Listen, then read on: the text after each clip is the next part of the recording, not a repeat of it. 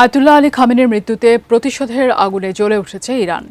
একের পর এক হাইপারসনিক ক্ষেপণাস্ত্র ছুড়ে নাস্তানাবুদ করছে মার্কিন বাহিনী ও ইসরায়েলকে। এবার ইসরায়েলের প্রধানমন্ত্রী বেনিয়ামিন নেতানিয়াহুর কার্যালয়ে ভয়াবহ হামলা চালিয়েছে আইআরজিসি। এরপরেই গুঞ্জন উঠেছে মারা গেছেন নেতানিয়াহু। বিস্তারিত আরিফ হাসানের প্রতিবেদনে। উত্তাল মধ্যপ্রাচ্য। পারমাণবিক ইস্যুকে কেন্দ্র করে গত ২৮ ফেব্রুয়ারি ইরানের রাজধানী তেহরানের একাধিক স্থানে আকস্মিক হামলা চালায় যুক্তরাষ্ট্র ও ইসরায়েল। হত্যা করেছে ৪ দশক ধরে ইরানের সর্বোচ্চ ক্ষমতায় থাকা সুপ্রিম লিডার আয়াতুল্লাহ আলী খামেনিকে। এদিকে খামেনিকে হারিয়ে যেন উন্মাদ হয়ে উঠেছে আইআরজিসি। পাল্টা জবাবে ভয়াবহ হামলা চালাচ্ছে মধ্যপ্রাচ্যের মার্কিন ঘাঁটিগুলোতে এবং ইসরায়েলে। এখন পর্যন্ত F-15 সহ ৩টি মার্কিন যুদ্ধবিমান বিধ্বস্ত হয়েছে। হামলা চালানো হচ্ছে মার্কিন দূতাবাস সহ বিভিন্ন ঘাঁটিতে। এখন পর্যন্ত ৪ জন মার্কিন সেনা নিহত হয়েছে। ইরানের হামলার ভয়ে ইতিমধ্যে মার্কিন সেনারা দুবাইয়ের বিমান ঘাঁটি ছেড়ে যাচ্ছেন এমন একটি ভিডিও প্রকাশিত হয়েছে। ফিনিশ আসলে একটা জিনিস, সস্তায় বস্তাপতা জিনিস, স্পার্টা চিনে ফিনিশ। এদিকে হামলার প্রতিক্রিয়ায় স্মরণকালের সবচেয়ে বিধ্বংসী রূপ নিয়েছে তেহরান। বৃষ্টির মতো মিসাইল নিক্ষেপ করছে ইসরায়েলে, যেগুলো আটকাতে ব্যর্থ হচ্ছে $1 বিলিয়ন পেট্রিয়ট ও আয়রন ডোম প্রতিরক্ষা ব্যবস্থা।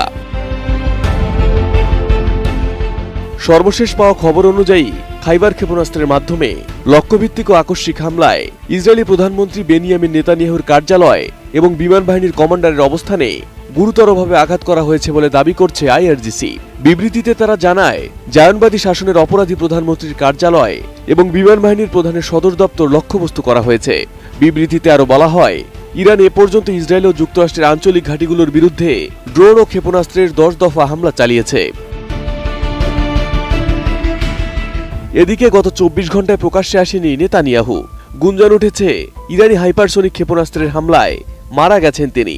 কাতার ভিত্তিক সংবাদ মাধ্যম আল জাজিরা অ্যারাবিক রয়টার্সের বরাত দিয়ে এক ব্রেকিং নিউজে জানিয়েছিল, রয়টার্স জানাচ্ছে ইসরায়েলের প্রধানমন্ত্রী বেনিয়ামিন নেতানিয়াহু এবং সেনাবাহিনীর চিফ অব স্টাফ একটি নির্ভুল ইরানি ক্ষেপণাস্ত্র হামলায় নিহত হয়েছেন। তবে এর কিছুক্ষণ পরেই ব্রেকিং নিউজটি সরিয়ে ফেলা হয়। এদিকে ইসরায়েল ফোর্সের এক্স অ্যাকাউন্ট থেকে এই খবরকে গুজব বলা হচ্ছে।